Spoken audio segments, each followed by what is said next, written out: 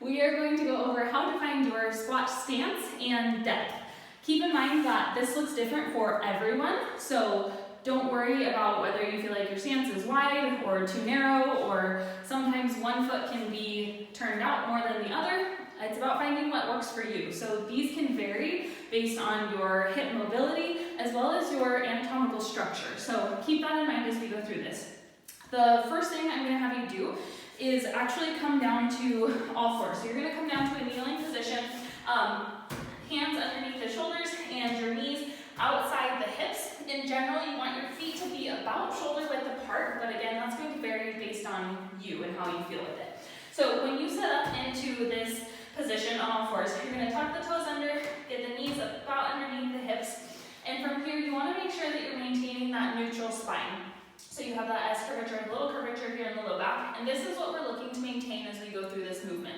So starting from here, you're going to set your stance and you're going to shift back until, and you may need to do this in a mirror, but until you start to feel this or see this area, your low back and your pelvis start to tuck under and round out.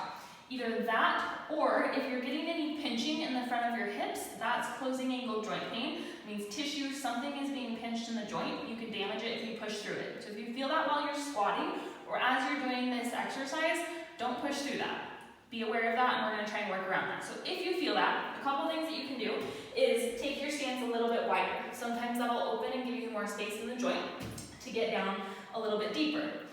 If this is okay, but you're starting to round out here, then this is how you find your depth. So if you start to go down, you're sitting back, and about here, you start to tuck under, this is as far as you're going to go down into your squat. So keep that in mind, and it's just about feeling it and keeping an eye on it as you go into your squat. So, and that can be a couple different reasons. That can be a mobility issue, but it can also be a neuromuscular issue. So it can be something that you can be working on while maintaining your squat at that depth. So those are the two things that you're looking for as you go into that from this kneeling position. So once you've played with that and found a position that feels good for your hips, and you maintain your spinal position here, then you can stand up and test it. So for me, I take a little bit wider stance than most.